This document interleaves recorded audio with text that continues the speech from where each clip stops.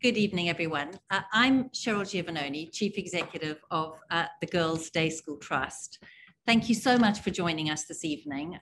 We're absolutely thrilled to have you with us, and I feel very honored to be hosting the very last in our series of GDST talks this year. We have been surprised at just how successful these GDST talks have been over the past year. We started them in lockdown, and the feedback has been extraordinary, and just the kind of quality of speakers and expertise we've been able to bring to our parents and our alumni, we believe has been really valuable. We've had over 12,000 of our parents sign up to the talks, and our videos are now on YouTube. And actually, it's going to be a series of podcasts that we launch next year. So we feel that this is a really positive COVID keep for the GDST and has hopefully added some real value to you as parents. Some housekeeping I've been asked to share with you before we start. Please opt for speaker view rather than gallery for an optimal viewing experience. If you wish to submit questions, please use the Q&A function rather than the chat box. I have some pre-submitted questions which Lorraine and I will kick off with in a minute, but do use that Q&A function and hopefully we'll get to answer some of those questions too as we chat. If you have a technical issue, please use the chat function rather than the Q&A session. And do remember, even though we've been at this for nearly 18 months, technology can be temperamental. Bear with us if we have any technical issues, but hopefully we will be in good shape right through the next 45 or so minutes. I'm absolutely delighted to welcome award-winning journalist Lorraine Candy tonight. She's our guest speaker. Her book entitled Mum, What's Wrong With You? 101 Things Only Mothers of Teenage Girls Know is part family memoir, part parenting manual. It chronicles not only her experience as a mother of four, but also references the extensive research she undertook in writing it, including working closely with neuroscientists, psychotherapists, psychologists, and other mental health clinicians, not forgetting the hours of training she undertook to become a qualified volunteer mental health support worker herself. As a former editor of both Elle and Sunday Times Style magazine, I used to read her parenting column in Style magazine religiously every week. She also does a series of podcasts called Postcards from Midlife, which I also love and can thoroughly recommend. But she has decades of experience, journalism and writing about parenting in national newspapers and magazines. This evening, we are discussing how we adapt back to relatively normal life within our families and how we help to support our daughters as they pick up their social lives back again after this lockdown and as we head towards summer, which hopefully will be free from restrictions that have been very much part of our lives for the last 18 months. And just a quick disclaimer, nothing that we talk about tonight is about offering you medical advice. It is based on interviews, fairly extensive research, and Lorraine's expertise, but it is not in any way medical advice that's being offered. Lorraine, welcome. Thank you very much for joining us. Hi Cheryl. I just want to quickly correct one thing. I didn't qualify as a volunteer for Shout. I was writing a very big piece, so I underwent the training and sat with Shout volunteers. Shout's a crisis text line where young people can text rather than talk. It's incredibly helpful, set up by the Royal Foundation. But I'm delighted to be here. I hope we can be of help for all the parents tonight. I hope so. I hope we're going to have a really good conversation. I love the book. The one phrase that I took out that I just thought was brilliant was no postcode, no party, which I have to say, had I known that 10 years ago, I might have been in a very different position with my children, but they were just brilliant hints and tips throughout.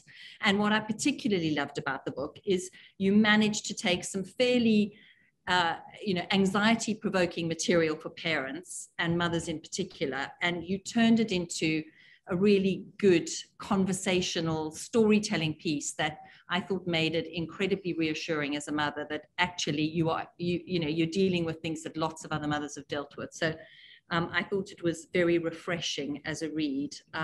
And I wondered what you think your biggest mistake as a mother of teenagers so far has been, just as a way of us starting off the conversation and warming things up. I'm sure people would love to hear that, because you look so composed and the book is so brilliant. And I kept thinking, this woman is totally perfect. Oh, thank you very much, Cheryl. Well, I make mistakes every single minute of every day, and that was kind of the reason to write the book. I just kept thinking, I'm doing this all wrong. There must be a better way. We're just having, big volcanic eruptions. I was completely overwhelmed and shocked when my girls hit their teenage years, and I felt quite lonely. And I really thought I was doing it wrong, and I was the only one doing it wrong that everyone else knew. And it was only when I started to talk to all the experts for the column in the Sunday Times, and all the experts and all the mums around me, I realized that actually if we shared a bit more, there's lots of little tiny things you can do that will make you feel less overwhelmed. And it's really, the book's a series of suggestions that you could try, because all our teenage girls are different. All teenagers are different. And my eldest, who's 18, is very different from my 17-year-old. So what works brilliantly with my 18-year-old doesn't work at all with my 17-year-old. But if you can put all those things in one place, I thought we could maybe refer to it, and there might be some things that would help on a day-to-day basis. I mean, I think probably, and I've written about this before, the thing that I really don't like doing, which I do a lot, is I am quite shouty, and I do lose my temper quite a lot.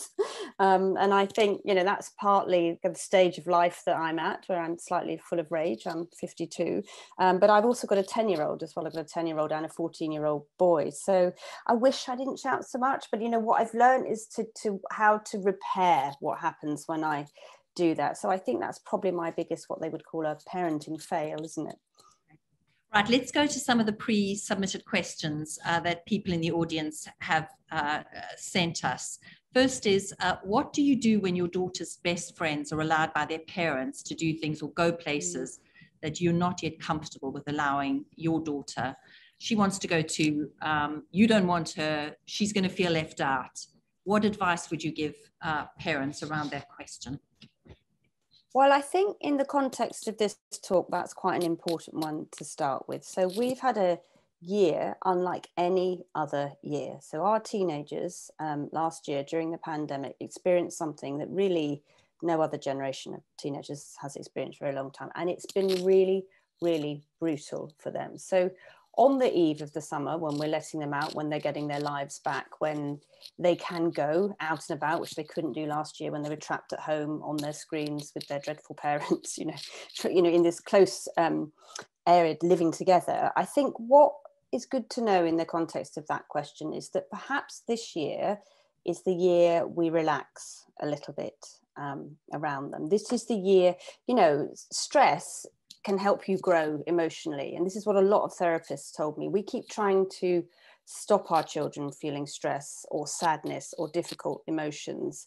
And actually we needed to let them feel that. And last year they felt a lot of them. And rather like normal physical strength, emotional strength comes from, you feel the stress, you've grown a bit, but you probably need a reset and a relax. So in order to do that, your parents have got to relax a little bit around you. And I think with that question, it's why do you not want your daughter to do what all the other children seem to be allowed to do? What is it in you that's stopping you allowing her to do that, or feeling like your line in the sand has to be a different line in the sand from other people? I think the other thing to know, though, is they don't, some teenagers can tell terrible fibs. They don't, the back of the brain develops before the reasoning front of the brain. So they don't really think about the consequences of their outcomes. They just really want to do something in that moment. So is it really true what she's saying? I'm not saying teenagers are liars. I just think they may see things in a different way from us because they really want to do that. So you need to kind of not assume that you're being told the truth. I know that's a shock for some parents, because I have a lot of parents say to me, oh, my children never lie, at least. But I think, teenagers have a totally secret world, and they should have a secret world. You shouldn't be their best friend. You should be allowing them to have this secret world. So in that world, they are probably doing all the things that you think they aren't doing.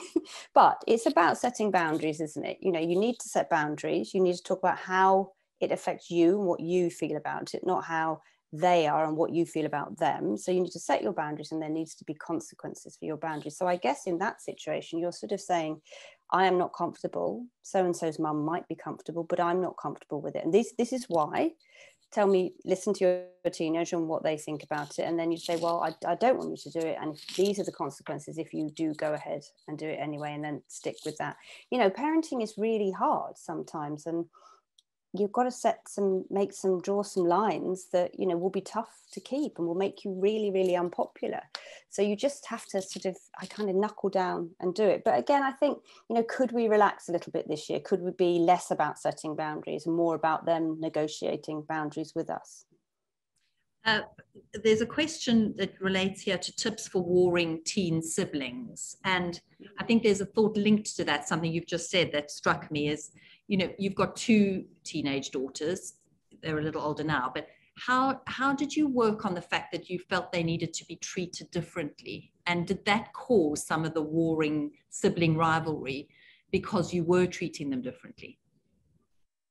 Yes, I think it does in any family. The context of your childhood as a parent, your place as a sibling, and the context of exactly what's going on in your specific teen's life and all around her, what's happening with her peers, what's happening at school, what's happening with her own neurological development and mental health is really important in all of that. I think I do a chapter in the book on siblings because I have, you know, they do have sometimes quite volcanic eruptions, don't they? They really, I think we assume that they are.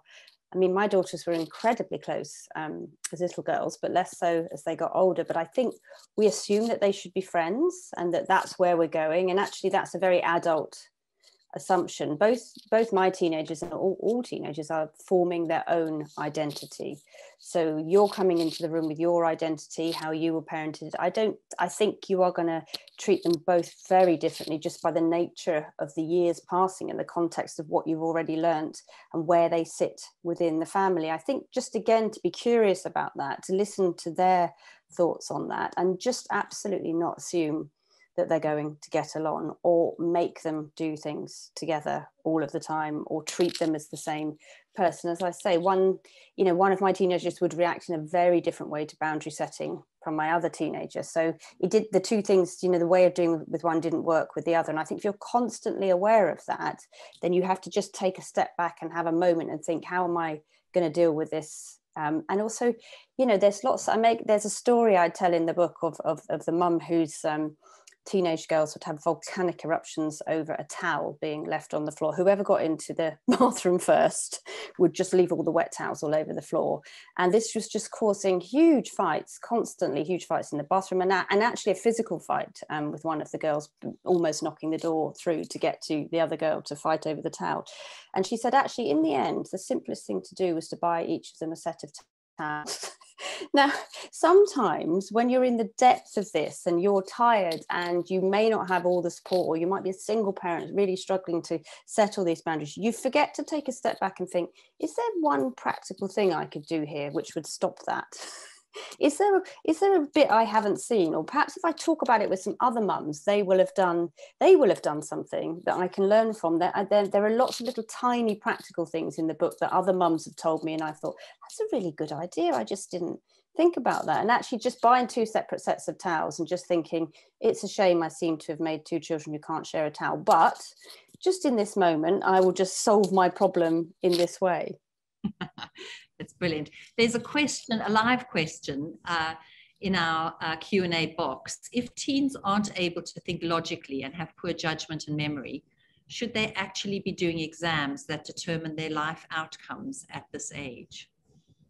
Well, it's hard, isn't it? I mean, as an educator with many years' experience, Cheryl, it's a really difficult one to answer, isn't it? I think if one thing that we've seen with the pandemic is that perhaps the system is broken a bit, perhaps the GCSE pressure at that age is not, you know, I think there's loads of tiny things that lead into that question.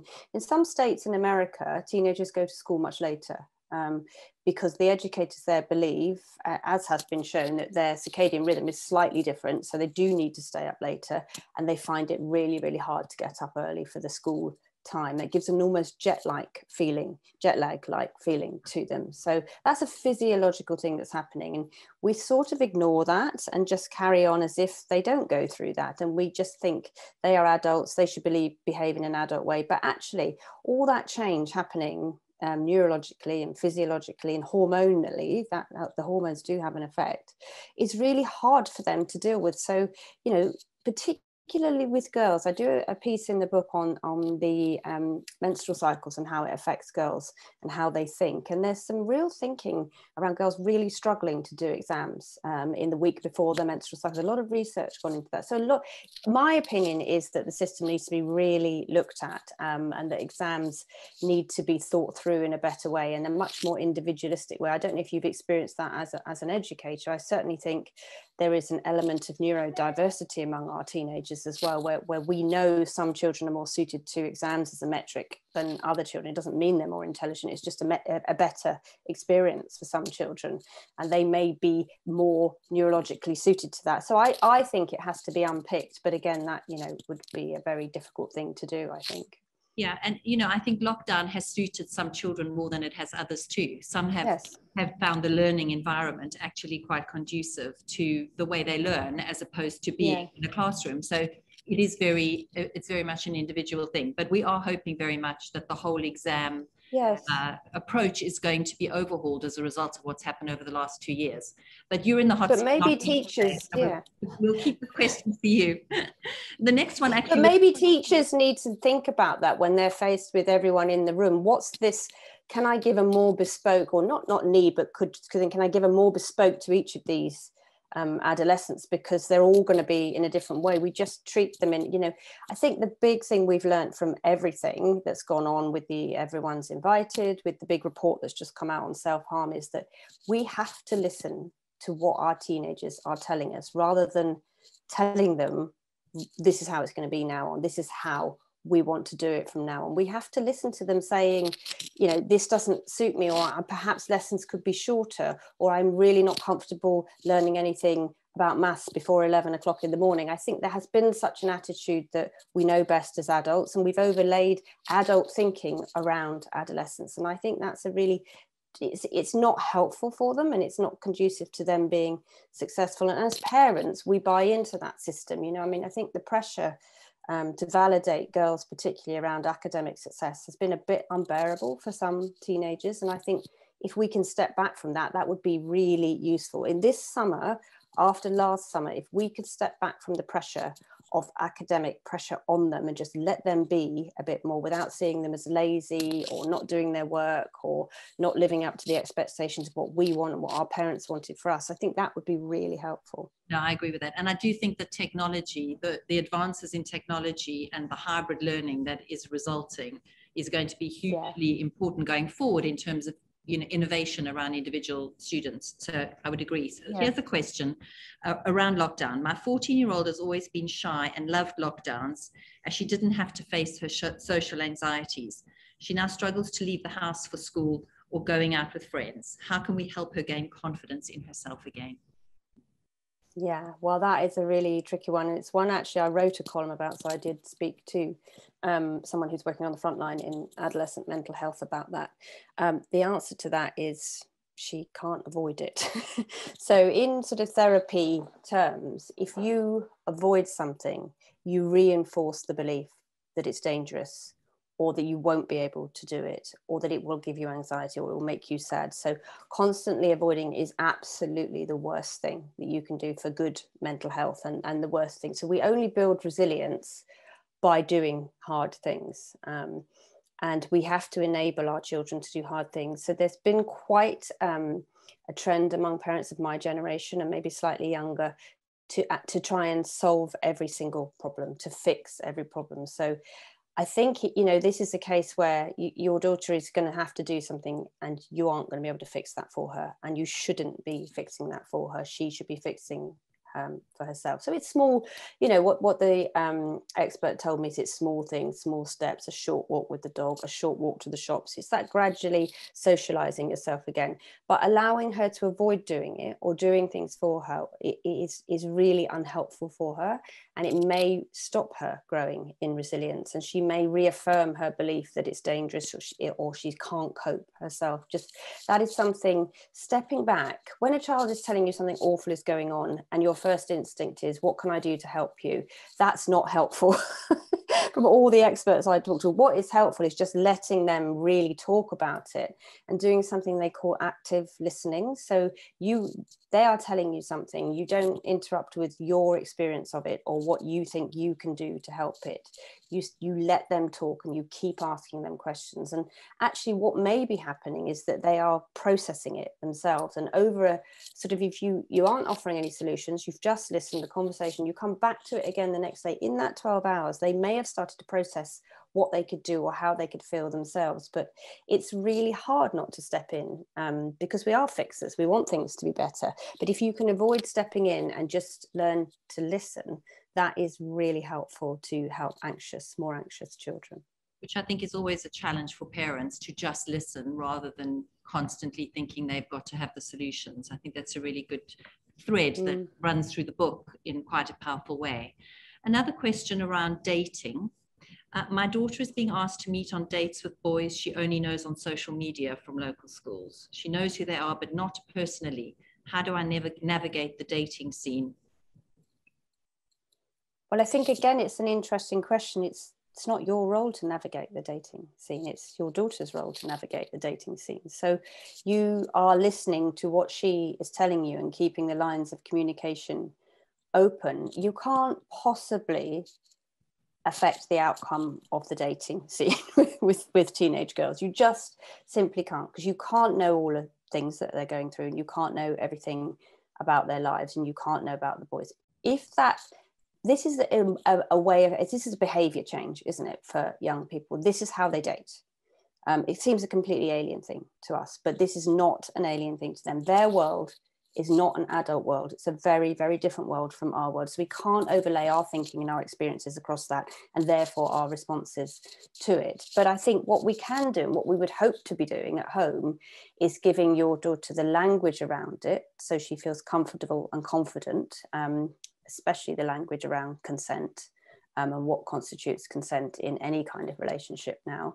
And just constantly talking to her about intimacy and what she wants to know about it, giving her information. I tell you what I do recommend, which I think is really good, it's a very simple thing, is there's the Netflix series Sex Education, which is, it's kind of a comedy drama. It's very lightly written, but it is really quite graphic. And I didn't watch it with my daughters. I wasn't comfortable watching it with them, but they watched it. It is full of the absolute most accurate portrayal of teenage adolescent sex lives. They hired an intimacy coach called Ita O'Brien, who was one of the first in the country to work on it.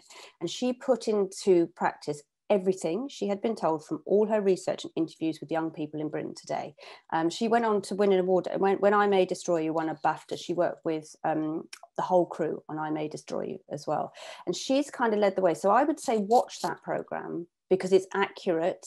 It's not for dramatic effect. It will give you loads of information. You'll know what's going on and all the secrecy. It might frighten you a bit. It's called Sex Education, and it's on Netflix, and it's on series 3. I think Gillian Anderson is in it. So it's a good watch. It's a good, I mean, it's a bit, oh my God. But for me, knowing how it was made, knowing all the experts involved, and I interviewed the whole cast, all the actresses, about all of their experiences. So I know that that is an accurate portrayal of what is going on. It might be a little bit shocking, but you will realize you cannot control your adolescence dating scene. You simply must be there to empower them to talk about it, give them the language, and make them feel confident and happy. All the experts have told me the context of the life your children are living is what gives them the strength to go out and deal with all these things, drugs, sex, everything. It's really the context of the home life, the context of their background, whether they feel supported at school, how much sleep they're getting, how healthy they are, all of these things kind of play into it. So and that you can make work by very little, you know, feeding them well, chatting to them, being around, slowing down so that you can listen to them. These are very simple things that will give them the strength to go out and deal with the bigger things. So we sometimes panic and think, how are we going to deal with drugs? How are we going to deal with drink? How are we going to deal with sex? But actually, it's more about how we're going to deal with listening to them when they chat to us, not being too busy, not being on our phones when they want to have us in the room, taking time out to play a game with them, go for a walk. It's all of that little stuff that builds the stronger resilience. That was what, the more people I talked to and the more I found out, the more kind of reassured and comforted I felt, because, you know, you can't solve it and you've got to let them go out and do it on their own. So to some extent, you need to relax. Yeah. The very powerful thought for me in the book also was around the sense that you should let them know you trust them. There's just something really powerful about them knowing you trust them, and that being a filter through which they will then often make judgments about what they end up doing. I thought that was really, really powerful. I think that's a good point, Jo. I think, and you know that as a parent, and you know as an educator, if someone feels trusted, they feel much more confident. And if they feel more confident, then they can say, no, I don't want to do that, or I don't think I'll go to that, you know. And if you set boundaries, they feel loved and safe, that you're not being a disciplinarian.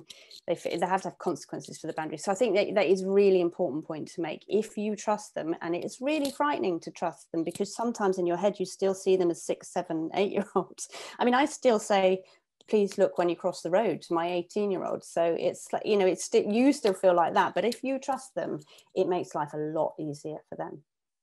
Even when they make mistakes, I think to constantly reinforce the fact that you trust them, even when they get it wrong, is really, really valuable. There's a question around dressing and revealing clothes that is linked that I thought is worth focusing on now. Is it naive for girls to dress in revealing clothes whilst believing the responsibility lies with society to educate boys and men into respecting their choice? Should we be trying to get girls to dress more modestly in preparation for the workplace and life after school and university? I think that's a really interesting question, because I think the sense that girls are somehow passive and that what we wear leads us to be assaulted or criticized or judged is really, I mean, I find it quite upsetting that we would, I mean, it's like the report out this week saying that schoolgirls must wear shorts under their skirts, sports skirts, so that they don't provoke boys. Now, the sense that women are passive and are provoking by what they wear is horrifically wrong. That, you know, I really think if that is something you think is happening, you really have to educate yourself on the modern world and really look at that Everyone's Invited website and look at the testimonies from the girls there. What women wear has nothing to do with what happens to them. It really doesn't. I mean, I do think, yes, of course you have to be smart at work and you have to dress for the environment that you're working in. I wouldn't wear denim shorts to go and edit Elle. I wouldn't be taken seriously. That's the culture in which we live. But I think to associate the two with what provokes experience from another gender to girls is really dangerous, and we should absolutely stop doing that, because it again lays the blame on girls. And I think that's been the nub of the whole conversation, hasn't it, around girls not being believed at school, because teachers have a sense, perhaps many teachers have had a sense, that it's not the boys' fault because they're uncontrollable, they're insatiable. It's the girls' fault because of what they're wearing. That is such a terrible, terrible sexist, misogynist way of looking at things. I think we really have to change our thinking in that. And also I get a lot of mums saying to me, oh my gosh, she goes out and she's got thing, you can all see her breasts, it's all, and I think, well, we aren't young now.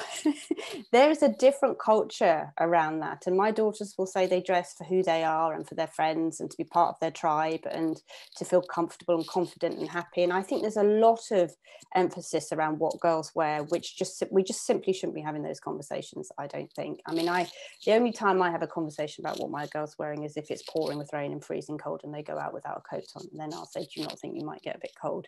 But I really think, and I make that point in the book very strongly, strongly around body image and body shaming. Stop talking to your girls about what they look like. Start validating them in their personalities and how they are and the way they are with their friends and the lovely things they may have done today. I think in an ideal world, we'd never mention it, but that's not the society we live in. It's a bit of an issue that's bigger than all of us, but those gentle nudges to not make it an important part of their day. We should always be helping our children and adolescents get ready for work, but we're understanding it from a very different point of view, from a very old-fashioned point of view. We simply don't have the language or the experience or live the way they live. So we really got to trust them that they know, I think, in this case.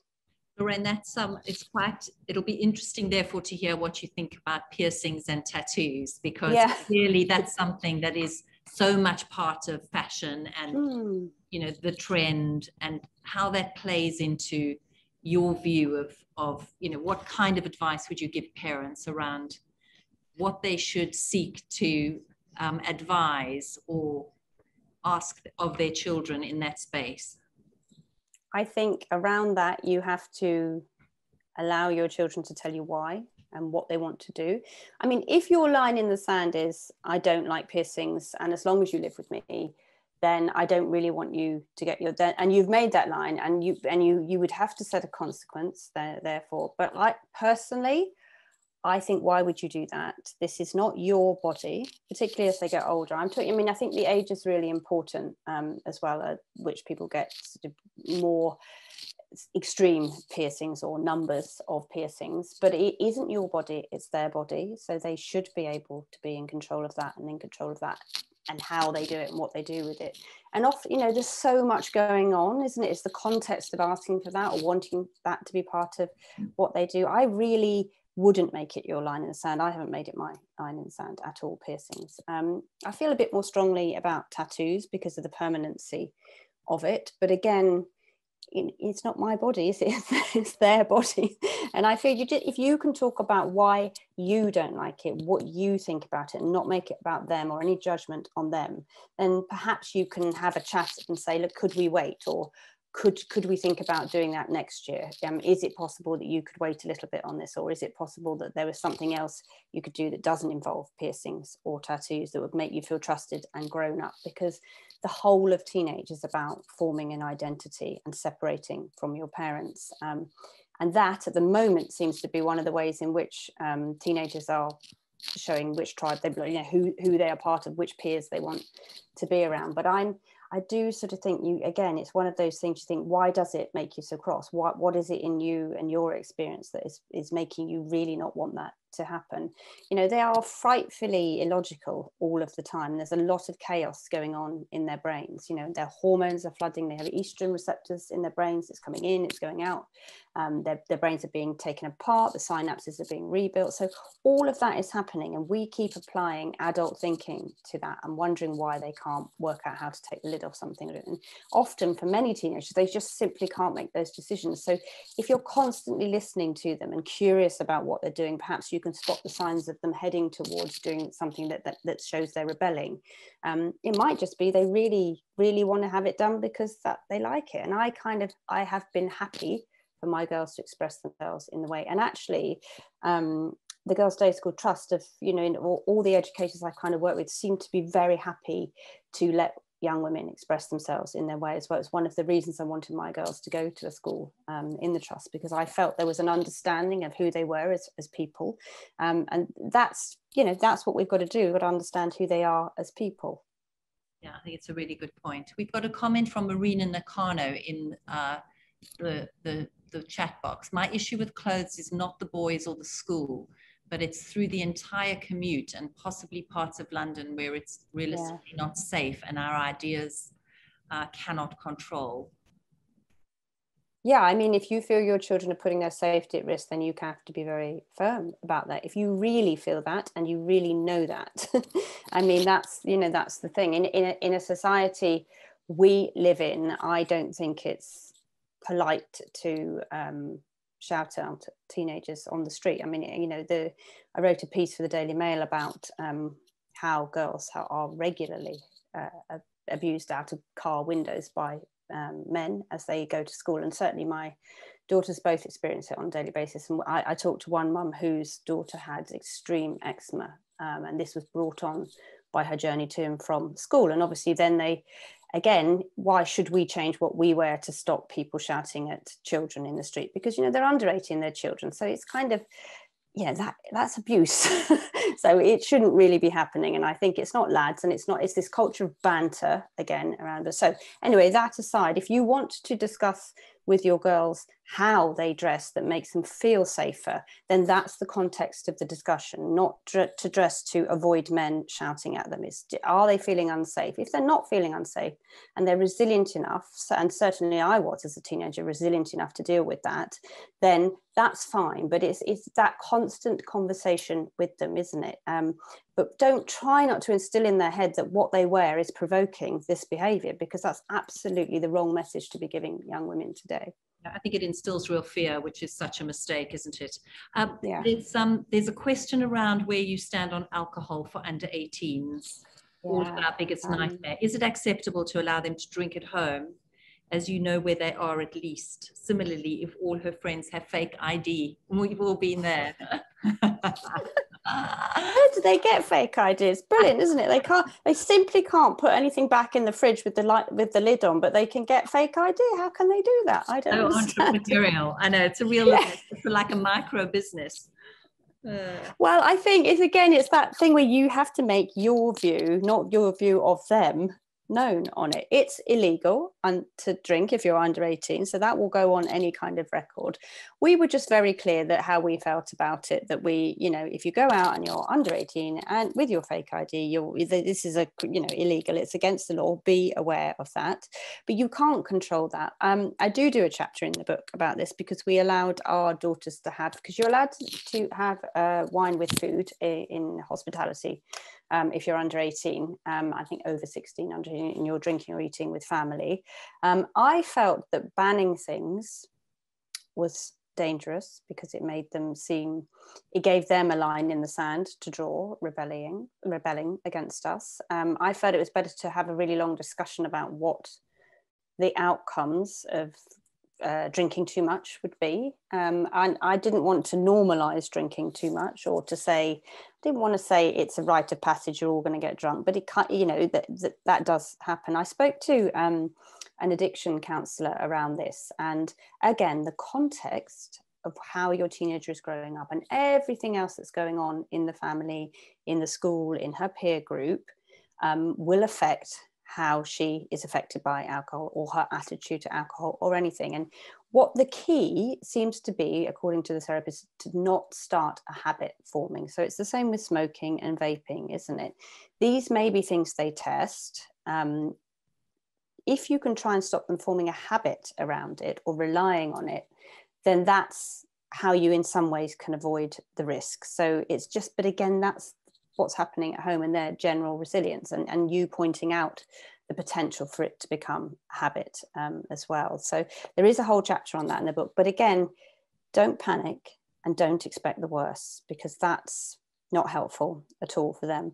And when they do terrible things and they come back and you something awful has gone on and you suspect it and you're worried, when they get back, that's not the moment to talk to them about it, because the teenage conscience is actually really powerful. Every expert told me this, that their own conscience kicks in, but it doesn't kick in till about 24 hours after they've done the thing that they did. So getting them to talk about it, you saying what you feel about it and them saying what they feel about it 24 hours later, starts to build up the intelligence around, well, maybe I won't do that again, because we all feel these things. They can start to learn themselves. But you panicking about it and being furious or being cross, or having the eruption as soon as they get in, will be really unhelpful for them. It won't work at all.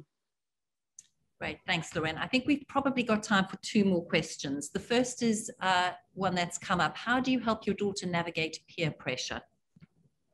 Yeah, that's a really, really hard one, isn't it? Because every single adolescent girl's experience will be different, just by the sheer fluke of which group she's in and who she's at school with. So there is a therapist called Lisa Damour who has written a really brilliant book called Untangled.